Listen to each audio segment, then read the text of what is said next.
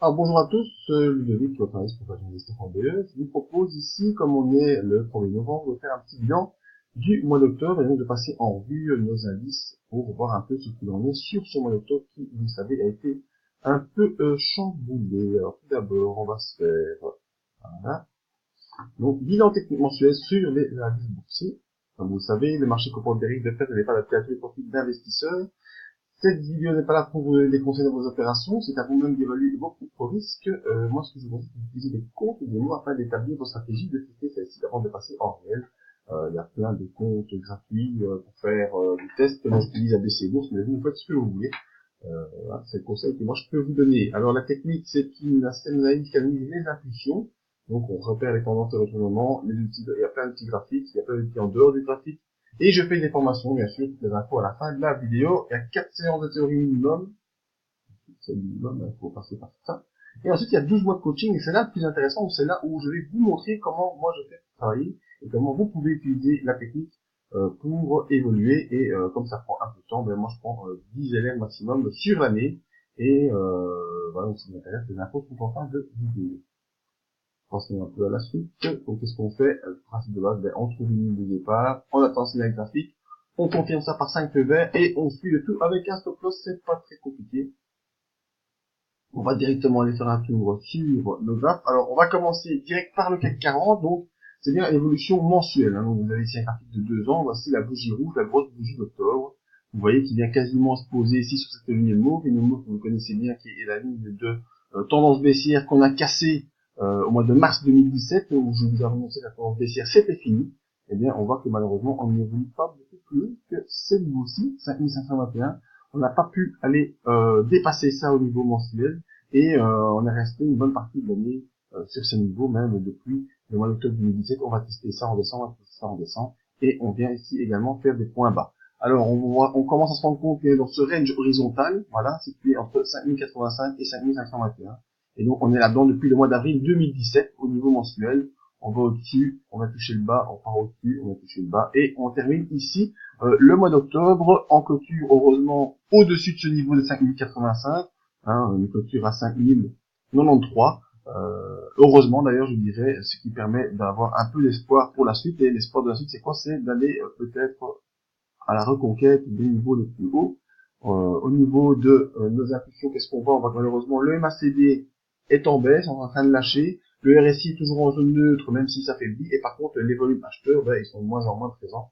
Et ça, c'est pas super bon pour la suite. Mais bon, tant que graphiquement, on reste au-dessus des 5085, il n'y a pas trop de danger encore pour l'instant. Nous verrons ce que le mois de novembre, pardon, le mois de novembre, je cherchais le mot, le mois de novembre nous réserve. C'est quand même négatif, c'est qu'on est bel et bien passé en dessous de la M20, on est bel et bien installé en dessous de la M7, ou même si on est en range horizontal, au niveau graphique, c'est un peu la crainte de le voir s'enfoncer en tous ces niveaux, et j'espère en tout cas qu'on ne repassera pas sous la ligne mauve, parce que là, on serait un peu embêté, même si plus bas, on est ici le super trend à 4626, qui donne la moyenne long terme d'une évolution boursière positive. Donc ça, c'est sur le CAC 40.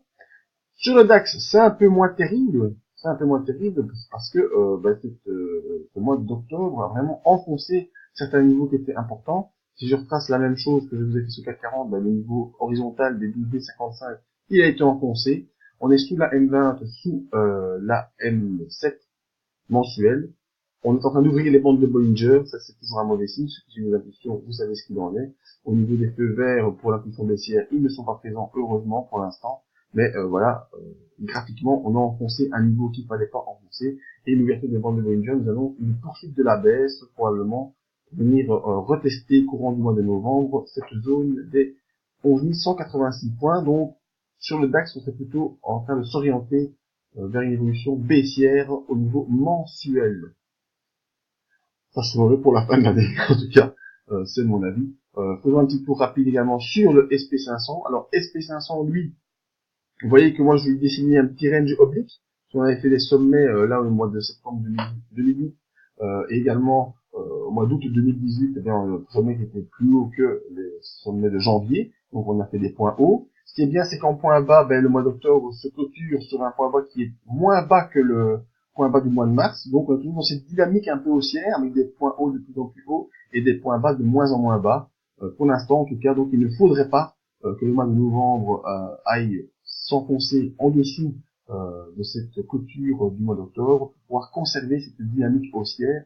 En tout cas sur les indicateurs, c'est pas très très bon non plus. On voit le MACD qui a une tendance plutôt à aller croiser, le RSI qui va ressortir de sa bande 60-80 qui est la bande d'accélération haussière. Au niveau des volumes acheteurs, pour l'instant, on est encore tranquille.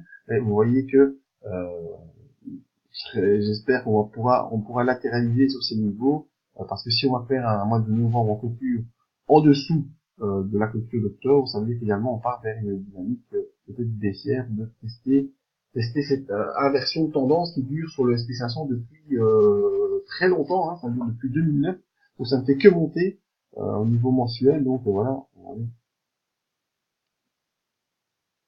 2009, ici au mois de mars 2010, on passe au-dessus du super trend, et vous voyez que depuis, on est toujours au-dessus, toujours au-dessus. Donc pour l'instant, on est encore au-dessus de ce super trend, donc pas trop de danger pour la tendance de très long terme, mais sur la tendance mensuelle, eh bien, on est en danger parce que on est venu faire la clôture ici sur le bas, et il faudrait pouvoir faire un petit rebond, sinon, eh bien, on devra aller tester la zone des 2529 points sur le SP500, espérant que ça nous permettra d'avoir des zones de rachat à bon compte. Donc voilà, c'était mon évaluation des indices sur les unités mensuelles, et je m'en vais de ce pas vous réaliser la même chose pour les actifs face au dollar. À tout bientôt.